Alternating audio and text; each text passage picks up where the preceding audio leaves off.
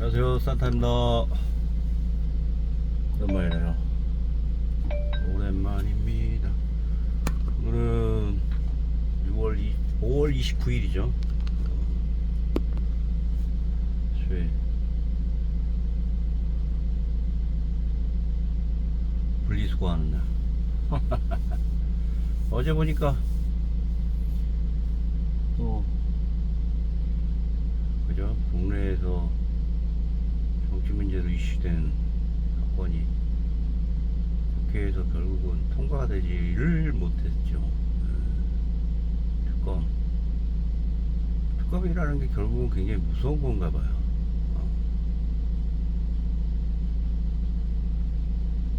다음 국회 때 야당에서는 즉각 발의를 한다고 하더라고요. 예전에도 여의도에서 한 1년간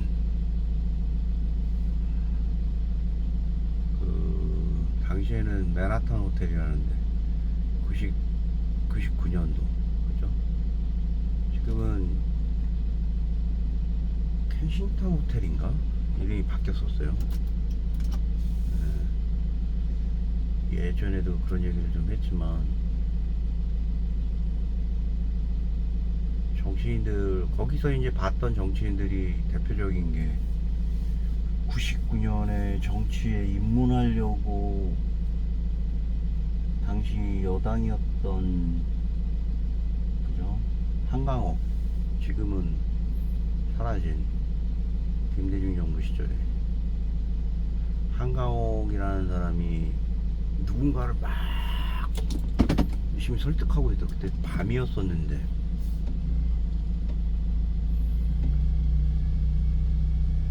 이제 하우스키핑이 있다 보니까 가끔 이제 손님들 서빙도 하고 그랬었어요. 근데 VIP라고 따로 얘기는 안 했는데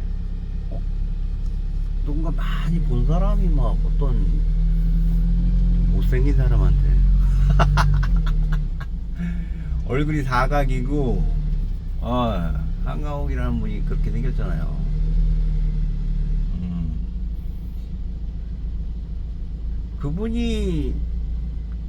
그분은 분명히 얘기하지만 진보 쪽에 김대중을 따랐던 대표적 참모 중에 한 명이었어요.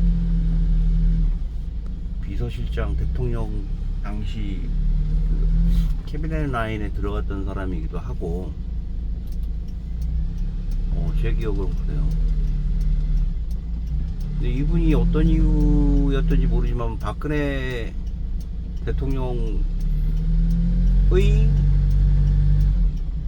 몰락하는 배에 알 수 없게 탑승을 했잖아.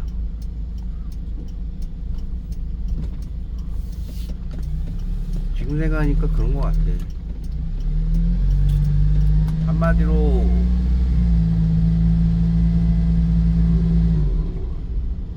적대적인 세력이 가지고 있는 어떤 색채를 가진 사람이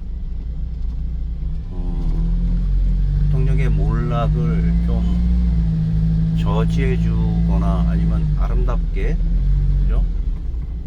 현재 사건을 봉합 또는 그에 준하는 수준의 정치적인 합의를 좀 이루하기 위해서 그때 한가옥이라는 사람이 거기 들어갔잖아요. 놀랍게도 다들 이제 욕했겠지. 동교동이나 이쪽에서. 지금 이제 정치인으로서 완전히 사라졌잖아요. 완전히 사라졌지. 정청래나 이런 사람들의 어떤 참 막내지만 정쟁을 그런 분들이 어쨌든 오세훈이라는 그 당시 변호사였는데 깨끗한 이미지의 우유 광고에도 나오고 아침 방송에도 나와서 여러 어떤 목말라하는 항상 우리 국민들의 어떤 깨끗한 이미지에 추악한 이미지 세상을 좀 더 있게 해주는 각성제 같은 인물이 좀 필요했어. 그런 와중에 나왔던 사람이 이제 90년대 말에 오세훈이라는 변호사의 출연이었잖아요. 각광받았어요. 근데 그 사람은 예전에도 좀 제가 언급을 했지만 분명하게 얘기해서는 진보 쪽, 당시 민주당 쪽에 연주를 대기 위해서 상당히 노력을 했어요. 원래 보수가 아니야. 거기서 엄청나게 지금 생각하니까 공천권을 달라고 하는 어떤 요청이었던 것 같아. 자기 자신에 대한 공천권 관련된 내용을 자기가 사무실에서 하는 게 아니라 어디 그런 커피숍 같은 데서 하는지는 이해도 잘 안 돼.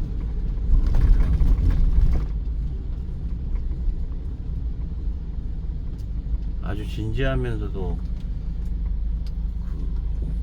구걸이라는 단어는 좀 적절치 않지만 약간의 구걸하는 모습도 왜 저렇게까지 저 앞에 있는 네모난 아저씨한테 뭘 이렇게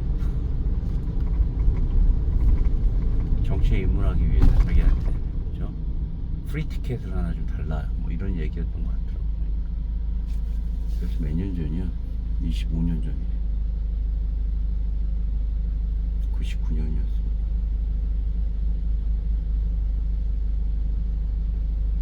그리고 생각나는 정치인이 누구냐면 이만석 국회의장과 심형래의 공천 심사, 최종 심사였는지는 모르겠으나 비례대표를 받기 위한 어떤 내용이었던 것 같은데, 그 11층에 가면은 이그제큐티브 룸이라고 해서 VIP들이 이게 VIP 룸이라기보다는 어쨌든 제일 좋은 그 룸들이 이제 깔린 층이 있어요. 어느 날 그쪽에 가서 좀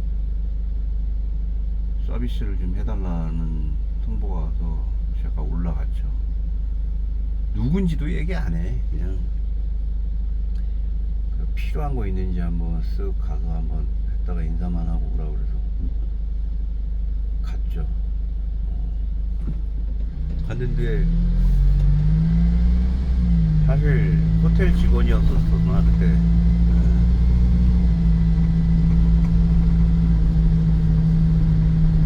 거긴 처음 들어가 봤어. 그 방은 솔직히 근데 엄청 크더라고. 스탠다드나 뭐 더블이나 뭐 이런 룸들은 들어가 봤는데 그게 그 플로어 쪽은 처음 들어갔어. 근데 많이 보던 아저씨가 거기 앉아있더라고. 또 한 분은 좀 노세한 정치인, 내가 이제 얼굴을 TV로만 봤던 사람이 이렇게 근엄하게 앉아 계시고, 이만섭님하고 심형래님이 이렇게 앉아 계시더라고. 그때 만약에 심형래라는 그 분이 그 자리에서 비례대표 공천을 받아갖고 했다라고 그러면 저는 정치를 굉장히 잘했을 거라고 생각을 해요.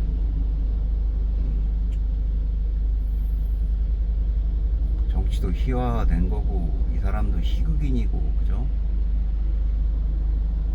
근데 상당히 똑똑하다는 생각도 들었고, 그 다음에 시류에 관련돼서 굉장히 민감하게 반응할 줄 아는 사람이라는 거잖아요, 심형래 씨가.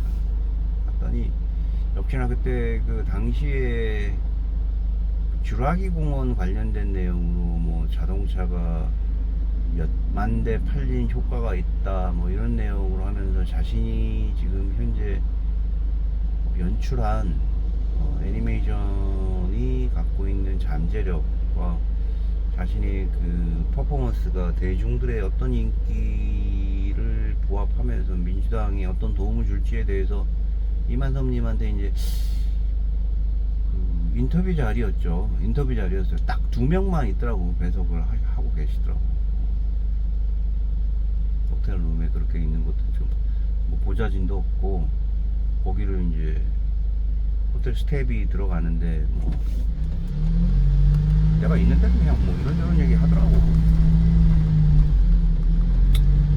그리고 이제 공천권 달라 그런 내용들이었어요. 공천권을. 그때 나는 그게 비례대표인지는 모르겠고 몰랐었고 솔직히. 개인적으로 정치라는 부분에 대해서 식상하고 재미없고 그냥 정말 뭐라고 해야 표현해야 되나, 못난이들의 행동이라고 생각할 수 있지만, 우리 이제 나이를 먹어보니까 우리가 숨쉬고 생활하고 돈을 봉급을 받잖아. 사회에 어떤 내가 기여를 해서 관련된 내용으로 거기에 촘촘히 박혀있는 어떤 켜켜이 박혀있는 틀은, 내가 지역에서 뽑은 국회의원이나 지역단체장이나 아니면 최고 통치권자를 어떤 사람을 뽑냐에 따라서 그 부분에 대한 정밀한 생활이 틀려져요. 네.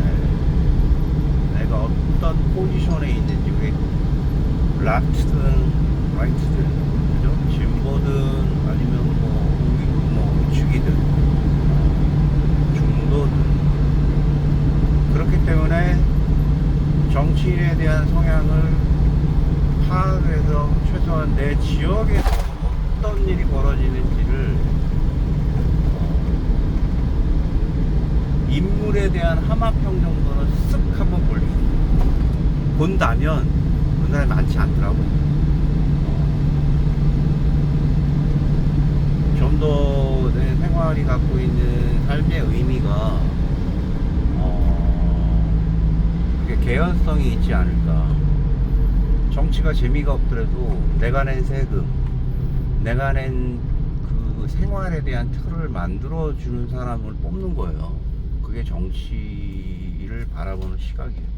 즉 실용적으로 바라봐야 된다는 거예요. 정치라는 게 딴 나라 세계가 아니라는 게, 딴 나라 세계. 조직 내에 갖고 있는 큰 흐름에서의 인물이 가지고 있는 무게감도 마찬가지라고 생각을 합니다. 오늘 뭐 여기까지 짧게 얘기를 했고,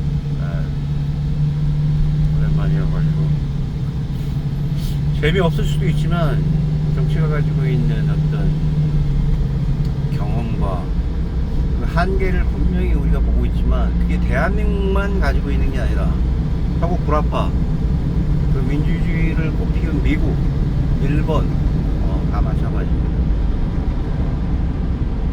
그걸 딛고 일어서야 되는 게 그들의 몫이고, 그 우열을 가릴 수 없는 일이에요. 정치라는 게 어디든 잘못하고 그렇게 생각지 않아요. 이상입니다. 수한타였습니다.